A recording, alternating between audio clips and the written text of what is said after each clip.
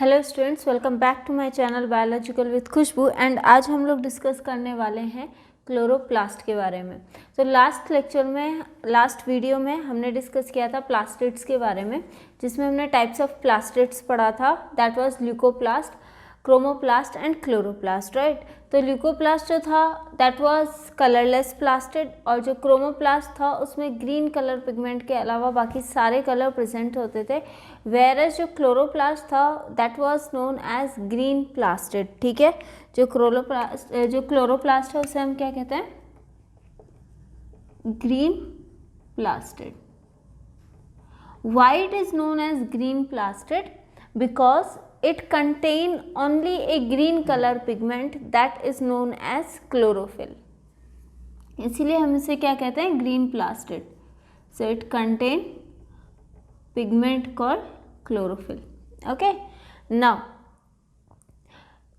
जितने भी green parts होते हैं, ठीक है, प्लांट्स के जितने भी ग्रीन पार्ट्स होते हैं, सारे ग्रीन पार्ट्स में एक स्पेशल सेल्स होते हैं जो फोटोसिंथेसिस करते हैं. दो cells are known as mesophyll cells. तो सारे जितने भी ग्रीन पार्ट्स हैं प्लांट्स के, उनमें कुछ स्पेशल सेल्स होते हैं, those are known as mesophyll cells, ठीक है. ये मीसोफिल सेल्स के वॉल्स में क्या प्रेजेंट होता है? क्लोरोप्लास्ट प्रेजेंट होता है, which actually contain chlorophyll. Okay, the green pigment. इसका जो मेन फंक्शन है that is to perform photosynthesis. And आज के लेक्चर में हम इसके बारे में पढ़ने वाले हैं. We are going to study the structure and function of chloroplast. So when we talk about the discovery, किसने इसकी डिस्कवरी की थी? That person name is A.V. Leeuwenhoek. So it was discovered bye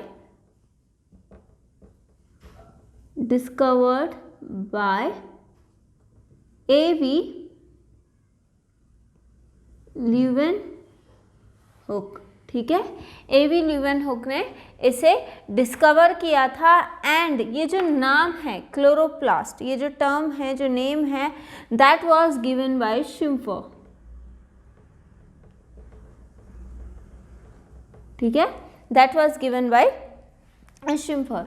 now when we talk about the structure, कि ये structure है क्या, ठीक है. So this structure is a double membrane structure. हम लोगों ने डबल मेम्ब्रेन के बारे में मैंने एक बार कंपोनेंट्स ऑफ सेल पढ़ाया था, जिसकी लिंक मैं मेरे इस आपको डिस्क्रिप्शन में मिल जाएगी. सो डबल मेम्ब्रेन में हमने दो टाइप के स्ट्रक्चर्स पढ़ते हैं, दो टाइप के सेल ऑर्गेनेल्स पढ़ते हैं. एक है माइटोकॉन्ड्रिया और दूसरा है क्लोरोप्लास्ट. सो ये जो सेल है that is double membrane structure. And ये क्लोरोप्लास्ट जो है वो डिफरेंट, इसकी जो शेप्स हैं वो वेरी करती हैं. When we talk about size, it is 4 to 5 micrometre in size, ठीक है. इसकी जो साइज होती है वो कितनी है? 4 to 5 micrometre in size. But जो शेप्स हैं वो वेरी करती हैं, ठीक है. डिफरेंट शेप्स इसकी होती हैं. सो लाइक एग्जांपल, जो हायर प्लांट्स हैं उनमें जो इसकी शेप है दैट इज डिस्कॉइडल शेप और the spherical shape. Higher plants में सो स्फेरिकल और डिस्कॉइडल, ठीक है, ये होती है हायर प्लांट्स में. इसकी जो डिफरेंट शेप्स हैं that is like cup like shaped. जो कप शेप्ड हो सकती है that is in Chlamydomonas. Cup shaped का जो क्लोरोप्लास्ट है that is found in Chlamydomonas. And it's like ribbon like structure होता है, ठीक है. रिबन लाइक स्ट्रक्चर भी होता है, या यू कैन से स्पाइरल स्ट्रक्चर होता है. That is found in spiral और रिबन. इस टाइप का प्रेजेंट होता है किसमें? स्पाइरोजाइरा में. स्पाइरोजाइरा में इस टाइप के. तो they we have different shapes of chloroplast which are found in different types of organisms. So now let us talk about the structure of the chloroplast. What is the structure of chloroplast? So like I said, in higher plants it is found discoidal shape or oval shape.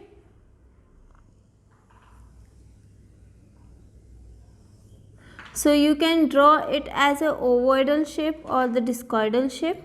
ठीक है. Now we know that it is a double membrane structure. ठीक है, chloroplast is a double membrane structure. So it has two membranes. एक है outer membrane, दूसरा है inner membrane. और ये जो outer membrane है it is freely permeable membrane. ठीक है, कोई भी मॉलिक्यूल इसमें easily पास हो सकता है. So जो outer membrane है that is freely permeable membrane, whereas जो inner membrane है that is selectively permeable membrane. So this is outer membrane and जो अंदर का membrane है that is known as inner membrane. ठीक है, ये और इन दोनों के बीच का जो space है that is known as intermembrane space. This particular space is known as intermembrane space. ठीक है. Now इनर मेम्ब्रेन स्पेस के अंदर एक पर्टिकुलर मैट्रिक्स प्रेजेंट होता है. ठीक है, इनर मेम्ब्रेन के अंदर एक पर्टिकुलर एक प्रोटीन रिच ग्राउंड सरफेस होता है. एक प्रोटीन रिच ग्राउंड सरफेस होता है और यू कैन से एक मैट्रिक्स होता है जिसे हम क्या कहते हैं, stroma. So that it is filled with that particular ground surface is filled with fluid. That fluid is known as stroma. तो ये जो आप यहाँ पे ये पूरा fluid like structures fluid like part देख रहे हो, जो भी फिल्ड है इनर मेम्ब्रेन जो भी फिल्ड है उसे हम क्या कहते हैं, स्ट्रोमा, जो उसका मैट्रिक्स है. ठीक है. नाउ स्ट्रोमा में हमें कई सारे डिफरेंट पार्ट कंपोनेंट्स मिलते हैं, जैसे कि we will find certain ribosomes. Different ribosomes we can see in this.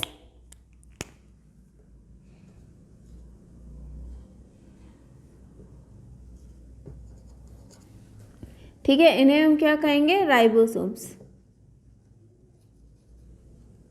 Different ribosomes हमें मिलते हैं because this particular chloroplast is a semi autonomous cell organelle. ठीक है, एक क्लोरोप्लास्ट जो है वो क्या है, semi autonomous. Why it is known as semi autonomous? Because इसके खुद के राइबोसोम्स होते हैं जो खुद की प्रोटीन सिंथेसाइज करते हैं. Along with that, it contain a plastid DNA. What do you mean by plastid DNA? DNA जो plastid में present होता है और जो chloroplast में present होता है that is known as plastid DNA.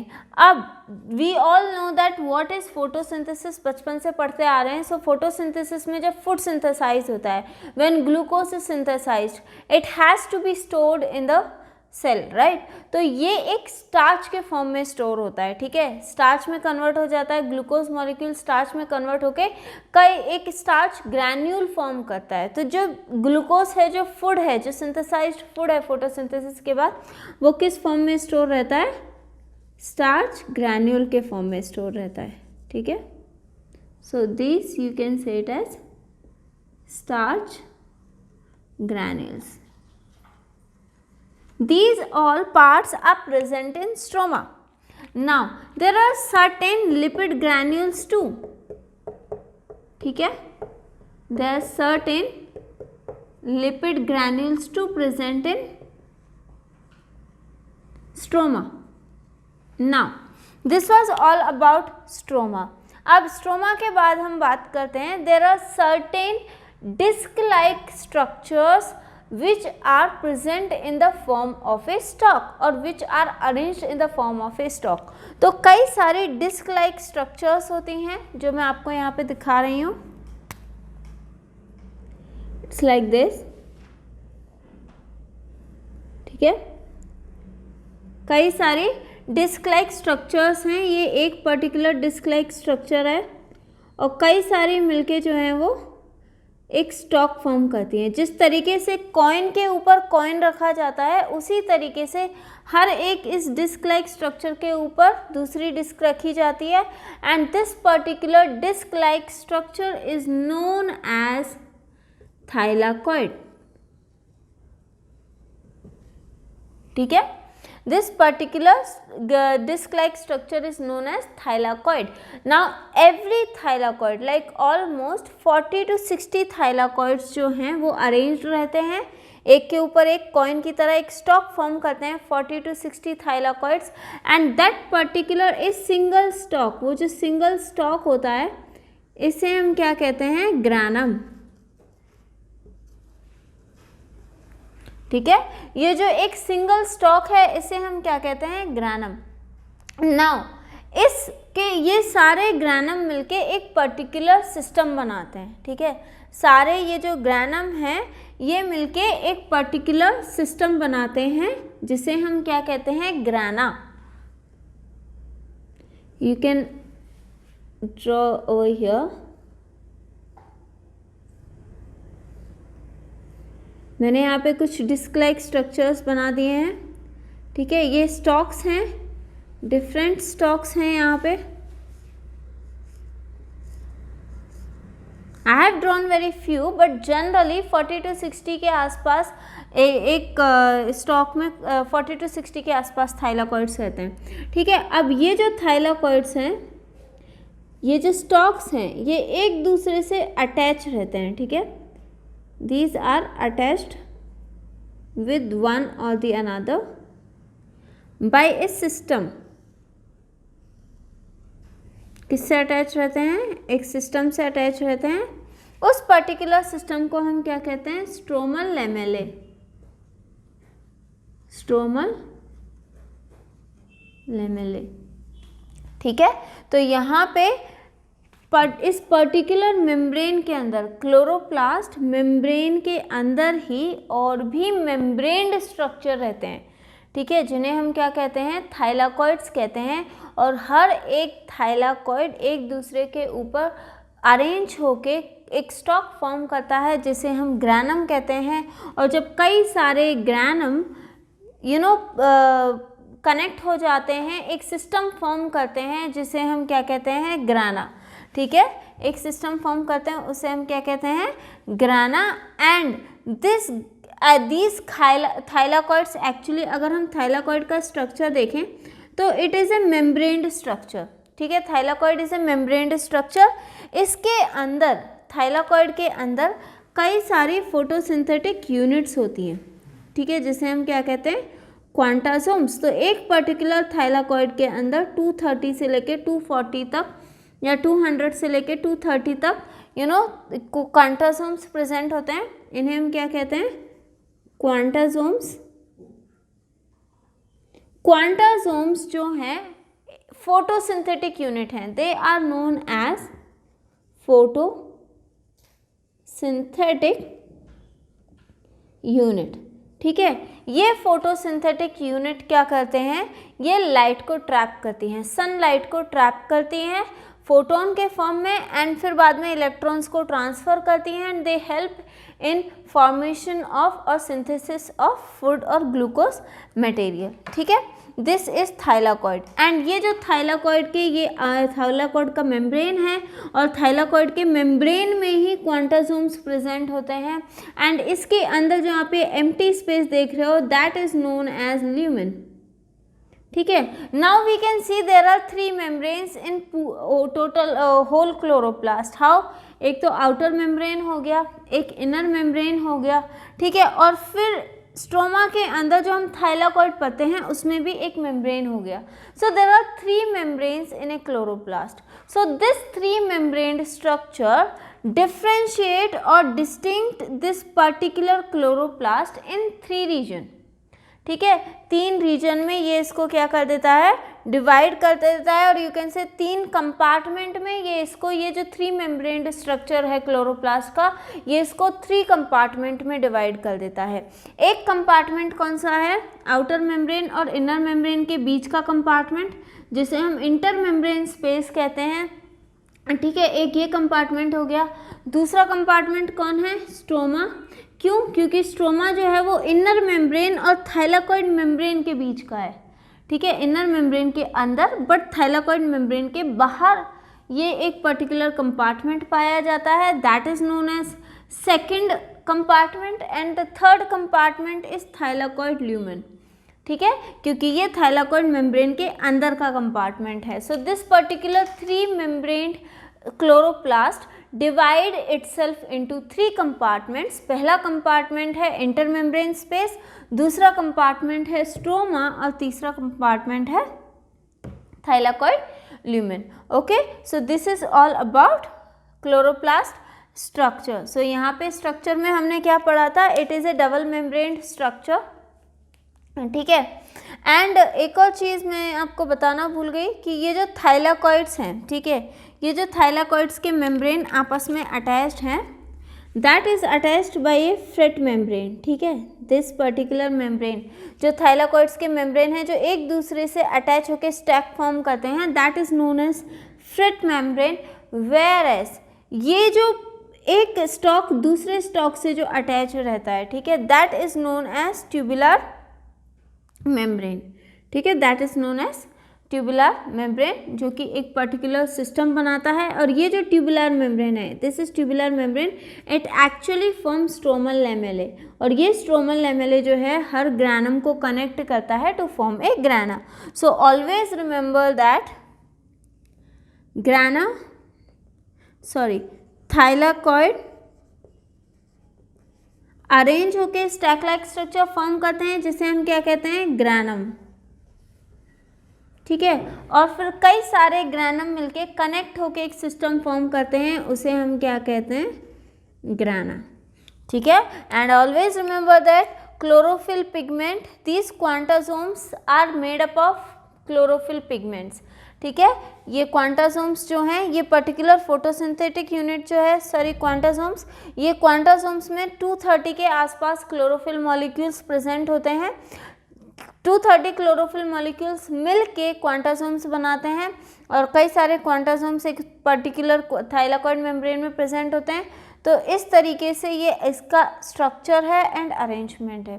Now let us talk about the functions of chloroplast. What are the functions of? एक ही फंक्शन इसका मेन है, that is photosynthesis. It perform photosynthesis. ठीक है, क्या करता है ये? फोटोसिंथेसिस करता है। ठीक है, नाउ फोटोसिंथेसिस के 2 स्टेप्स हैं। ठीक है, photosynthesis is made up of 2 steps, that is dark reaction and light reaction. Dark reaction, light reaction के बारे में आप जब 10th में हो जाओगे, उस टाइम पे जब हम फोटोसिंथेसिस पढ़ेंगे प्रोसेस, उस टाइम पे हम उसे डिटेल में पढ़ेंगे।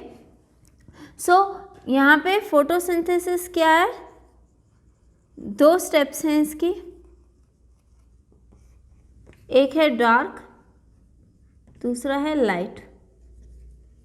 Dark reaction and light reaction. ठीक है, डार्क रिएक्शन और लाइट रिएक्शन। लाइट का मतलब आपको पता है कि सिंपल फॉर्म में तो इजी है आपको याद करना कि ये जो लाइट है, लाइट रिएक्शन है, it means that it depend on light, solar, it depend on solar energy. ठीक है, तो light reaction generally happens in ग्राना। ठीक है, लाइट रिएक्शन जो है वो कहाँ पे होगा? ग्राना में होगा। Why it happened in ग्राना? क्योंकि ग्राना में क्लोरोफिल पिगमेंट्स प्रेजेंट होते हैं और क्लोरोफिल पिगमेंट लाइट को ट्रैप करते हैं। ठीक है, तो लाइट रिएक्शन में लाइट की बहुत ज़्यादा ज़रूरत होती है, तो इसी वजह से ये कहाँ पे आता है? ग्राना में होता है। When we talk about dark reaction का मतलब ये नहीं है कि अंधेरे में होता है, it means that it does not depend on light. इसको लाइट की ज़रूरत नहीं पड़ती है, चाहे दिन हो चाहे रात हो, it perform it's functions, but इसे लाइट के ऊपर ही डिपेंड होना है ऐसा कुछ भी नहीं है। That is why it is known as dark reaction, and dark reaction happens in stroma. तो यहाँ पे 2 फंक्शंस हमने पढ़े हैं कि stroma is the site for dark reaction and grana is the site for light reaction, and chloroplast perform the important function, or that is for synthesis or the photosynthesis. Okay, so this is all about chloroplast structure and functions. I hope you all understood my lecture. Any doubt, please write down in the comment section so that I will make sure I can clear your all doubts. Thank you.